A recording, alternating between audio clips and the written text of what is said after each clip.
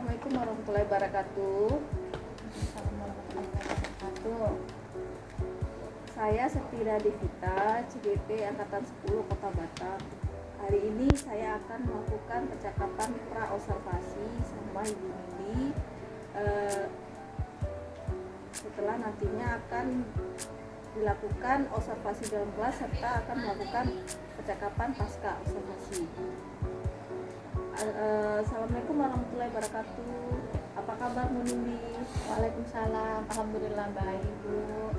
Hari ini saya akan melakukan percakapan observasi nih sama Ibu. Setelah nanti saya akan melakukan supervisi di dalam kelas. Sebelum saya melakukan supervisi dalam kelas, tujuannya supervisi dalam kelas ini yaitu untuk mengetahui dan mengevaluasi jalannya proses pembelajaran Ibu nanti di dalam kelas. Pra-observasi ini dilakukan agar sebelum supervisi dalam kelas Ibu lebih siap dalam memberikan pembelajaran bagi murid. Jadi dalam percakapan ini saya ingin menanyakan beberapa pertanyaan kepada Ibu.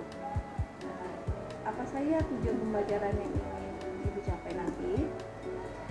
Tujuan pembelajaran materinya pada kelas 9 ini mengenai sistem reproduksi. Itu sudah kemarin ya Bu ya. Materi sekarang ini tujuan pembelajarannya itu tentang mendiskusikan mengenai alat-alat kontrasepsi, pencegahan kehamilan dan penularan secara penyakit seksual. Bagaimana area pengembangan nanti yang akan dilakukan di dalam kelas? Di dalam kelas saya akan menggunakan InFocus yang mana saya akan menjelaskan materinya dulu terlebih dahulu. Setelah menjelaskan nanti saya juga akan menampilkan video-video mengenai alat-alat kontrasepsi ya, agar anak tersebut itu tahu oh ini alat gambar-gambarnya ya, supaya anak tersebut dapat mencegah kehamilan dan penularan penyakit seksual. Jadi nanti menggunakan fokus untuk ditayangkan video-video ya, agar anak tahu alat-alatnya ya. Kemudian bagaimana rancang pembelajaran di dalam kelas nantinya, baik itu strateginya, metode dan model pembelajaran yang nanti dilakukan dalam kelas. Saya akan menggunakan strategi cooperative learning yang mana nanti anak tersebut diskusi secara berkelompok Bu. Lalu nanti saya akan membagikan LKPD ya, seperti itu. Cooperative learning dengan membagikan LKPD ya Bu ya. Iya. Ini media apa nih nanti yang Ibu gunakan di dalam kelas? Kalau medianya mungkin berupa gambar ya Bu ya, gambar-gambar alat kontrasepsi yang mana seperti itu. Nanti ada gambar kondom, ada gambar pil KB ya, seperti itu nanti. Jadi gambarnya nanti akan ditampilkan di dalam kelas agar Iya. tahu alat-alat kontrasepsi ya Ibu ya. Iya. Ini kapan Ibu akan melakukan observasi dalam kelas? Insya Allah itu nanti hari Senin. Hari Senin besok ya Bu ya. Ya, Senin tanggal 9 September 2024. Ini setelah Ibu mengadakan pembelajaran dalam kelas, ini saya nanti akan mengikuti Ibu untuk melihat Ibu mengajar dalam kelas dan saya akan mencatat proses pembelajaran Ibu. Terima kasih Bu Nindi atas waktunya.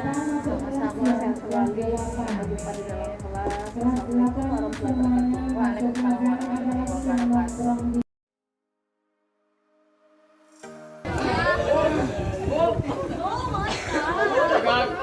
Istirahat di tempat gerak.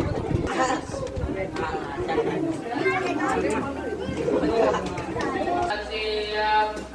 Sebelum belajar mari kita berdoa dimulai. Sudah selesai dari dalam. Alhamdulillah.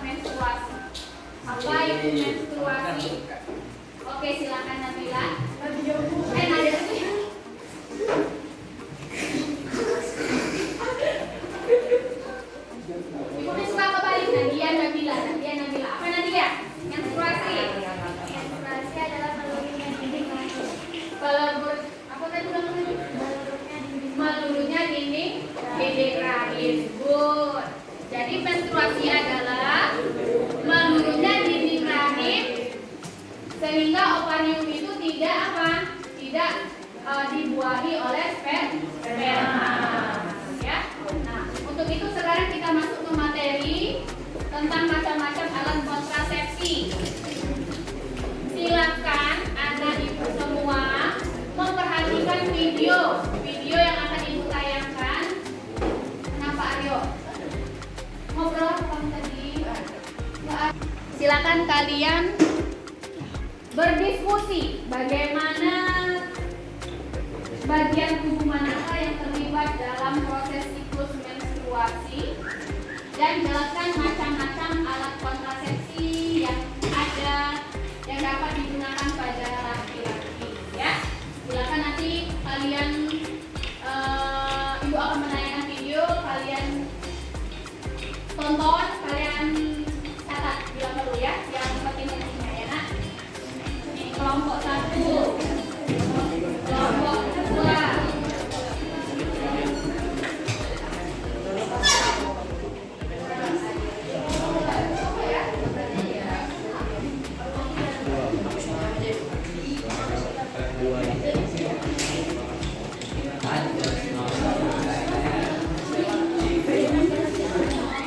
Oke, videonya akan ibu putar. Pria maupun wanita bisa menggunakan alat kontrasepsi untuk mencegah kehamilan yang tidak diinginkan. Pembahasan pertama adalah kontrasepsi pada pria. Yang pertama ada kondom. Pria bisa menggunakan kondom, juga bisa menggunakan laki-laki bisa menggunakan kontrasepsi. Dengan juga untuk kontrasepsi yaitu vasectomy. Apa itu? Vasectomy merupakan operasi sederhana pemotongan atau pengusatan saluran sperma lepas dari seorang pria secara permanen, sehingga spermanya tidak bisa keluar lagi dari testis. Saat ejakulasi, cairan sperma akan tetap keluar, namun tidak mengandung sperma. Kontrasepsi berikutnya ada IUD. Ini banyak digunakan oleh wanita Indonesia, ya, terutama IUD ini yaitu memasukkan semacam alat yang bisa mencegah terjadinya implantasi. Baik, lanjut ke penyakit reproduksi. Berbagai penyakit dan infeksi dapat dengan mudah menularkan dari orang ke orang. Di IUD ini nih. IUD ini pilek. Wah, ini IUD ini dipasang di mana? Di dalam vaginanya perempuan. Terus ada KB suntik. Biasanya KB suntik ini disuntik bagian apa? Bokong, ya. Kemudian ada Menular dari jalur suntik narkoba dan juga bisa menular melalui gaya hidup bebas. narkoba juga bisa melalui jalur suntik. Jadi kalian harus hati-hati. Darahnya masuk ke kalian. Kemudian ada juga gonorrhea, sifilis atau raja singa, herpes simplex genital, ada juga epididymitis. Lebih detailnya nanti akan kalian pelajari pada jenjang berikutnya.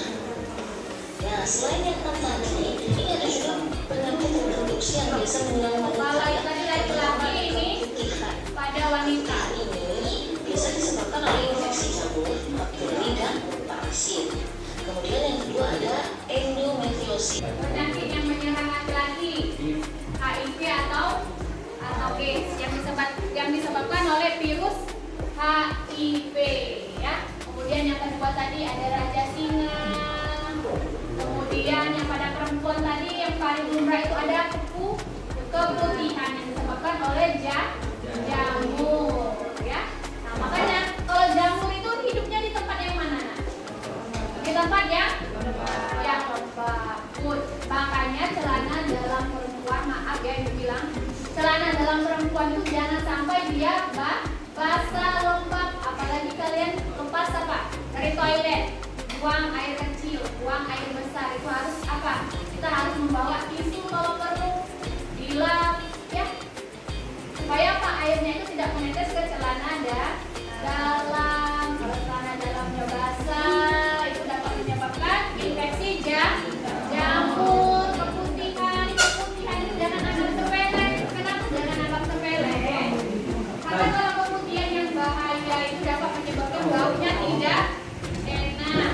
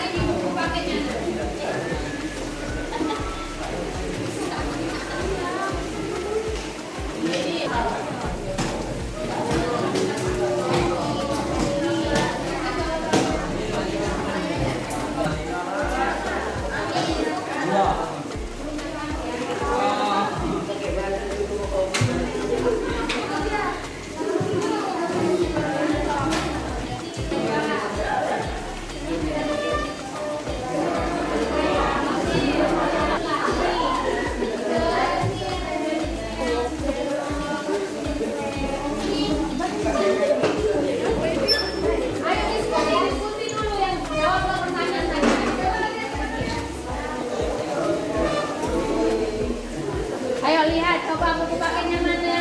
Ini ketawa-ketawa enggak?